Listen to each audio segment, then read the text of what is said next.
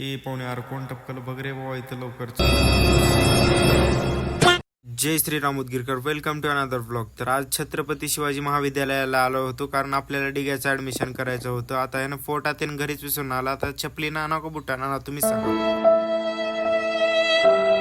त्याचं सोडा आता चुलत्याला फोन केलो, मग त्यानेच फोटो घेऊन आले. आता त्याचं पण ऍडमिशन करायचं होतं, चुलत्याचं नाही हो, चुलत्याचं पोराचं. मग आता ऍडमिशन फॉर्म त्याने भरला. मग आता इथं पाऊस सुरू झाले की हँडगा म्हणलं आता बसलो इथं. आधीच गरमी होऊ लागली. नंतर बघितलं तर काय अजून एक नवीन ऍडमिशन करायला आलं कॉलेजमध्ये. त्याचं ऍडमिशन झाल्यानंतर महाराजांचं दर्शन घेतलं आणि डिग्याला आता सिम कार्ड पोर्ट करायची होती. मग त्याची सिम कार्ड पोर्ट करून दिलो. त्यानंतर आता जाताना ट्रॅफिक मध्ये नुसतं एवढ्या मोठ्या कड्या दिसल्या. आता एवढ्या कड्या कुणाच्या लग्नात चालल्यात तेवढं कमेंट मध्ये नक्की सांगा. जास्त ट्रॅफिक असल्यामुळे इकडे काही गाडी आणलो नव्हतो.